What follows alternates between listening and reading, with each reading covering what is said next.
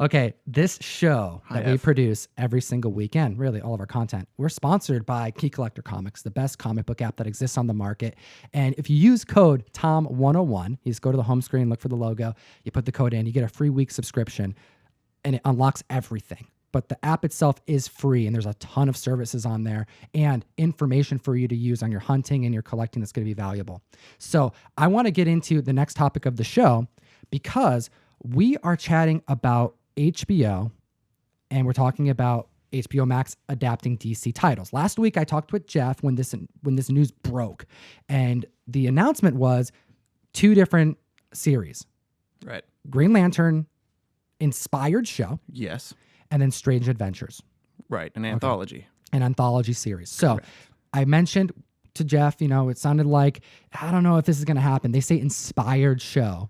And that has me really worried. That has Jeff worried. It has me worried. It also has Nick over at Key Collector worried. We're not sure what that means. That one word gives them so much wiggle room to just make something based off Green Lantern. They could make a completely different thing. And it's inspired by Green Lantern, so it doesn't even need to really be Green Lantern. The examples I gave was Watchmen. That's happening right now, which is like it's inspired by Watchmen. It's a sequel, but it's like it's new. It's a totally different show, and it's really good, by the way. Watch it if you. We're talking about it on the show. No worries. We're gonna get to that later on. I can't not talk about that. Oh, it's too good to pass up. But when we discussed it, the first thing we said is we got to bring this attention to you, Ryan, because I want to hear your thoughts, because there have been a couple books that have really blown up on Spec Radar, and they're tied to 2 different series that are very respected in Green Lantern canon. And I'm talking about Emerald Twilight. There you go. All right. If you go into Key Collector, there is a Green Lantern category. Can't miss it. Can't miss it. And the first book that I want to chat about is Green Lantern 48. Green Lantern 48 is the first appearance of Kyle Rayner. All right. There was a 216% increase in copies sold in a week last week. Now, we're talking about Twilight. Emerald Twilight. Emerald Twilight. Different Twilight. Different, not Robert Pattinson Twilight. No. No, we're talking about Twilight. So this is the first one people are specking on. Why are people specking on it? What are your thoughts about that book? They're specking on it because it's the first appearance of Kyle Rayner. And Kyle Rayner kind of came on the scene right after Emerald Twilight, which is a storyline where Hal Jordan kind of loses his mind and just murders all the Green Lanterns. He goes like on a it's the Rampage trio where like the middle is him collecting all the rings. It's that classic. That's he's one of like, my favorite covers he's ever. losing his mind. He's like, I need all the rings. I'm gonna kill everybody. Bling bling. Yeah. He loses his mind. He kills everyone.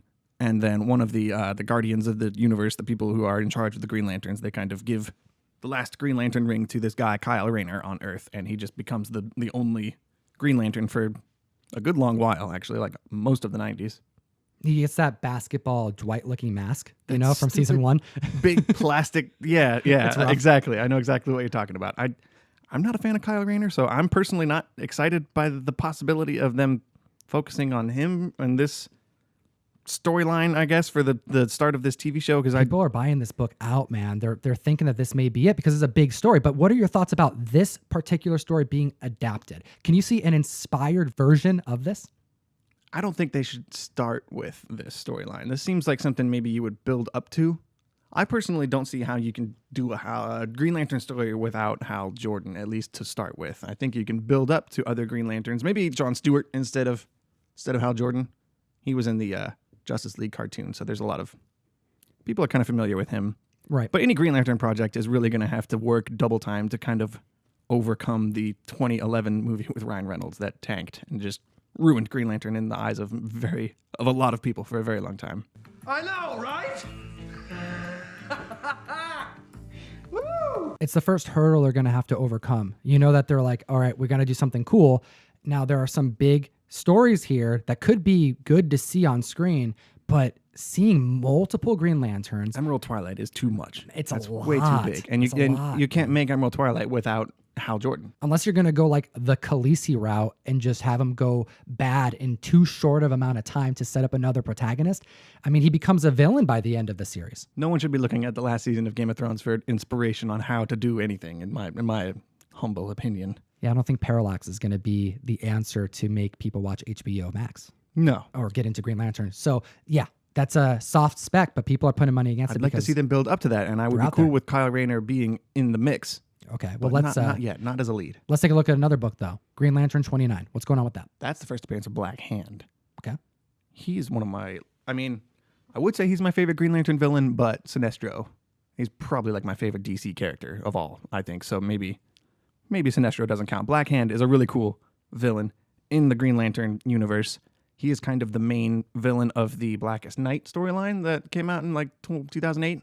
And that is looked at as one of the best Green Lantern stories ever. Right. But why would that be difficult to adapt? Besides, like, everybody and their mom is in it, and they all turn to zombies, and Batman's dead. Yeah, pick the reason. There's a billion reasons why I personally think you should not do Blackest Night, at least not to start with. The biggest one being the amount of different concepts there are in that storyline. Not only do you have to understand who the Green Lanterns are, but you need to know about the Red Lanterns and the Sinestro Corps and the Blue Lanterns and the Indigo Lanterns and all this other nonsense that comes in throughout the Jeff Johns run. It's a lot to throw at people, especially at the start of a brand new TV show, introducing people to a mythology and a comic book character that most people aren't familiar with. Okay, and that Green Lantern 29, first appearance of Black Hand, we're seeing a 700% increase in copies sold in just 7 days for that book. So people are speccing on these runs, this particular key moments from the respected storylines, but it's really early.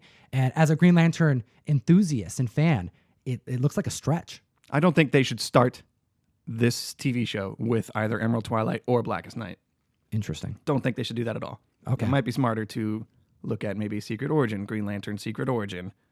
But that's kind of what they supposedly based the film off of back in the day. Loosely, if they had followed that script a lot tighter and followed the comic, I think that would have been a much better movie. Maybe a better TV show. What do you think, comic fan? Put your answers in the comment section below. Let us know what you think about this Green Lantern news. Are you excited about Strange Adventures? Is Ryan right? Is this like wishful thinking? Are these types of stories just not going to be adaptable? Are they going to go the inspired route? Watchmen, Joker status. They're already doing it. For the record, I would like to see Blackest Night on the screen. I would very much like to see that. I just don't think you should start with that. That's a bad idea. That'd be like starting Game of Thrones with season 8 and being like, okay, boom, here's how it's going on. This is way too much to throw at you at the beginning of a show.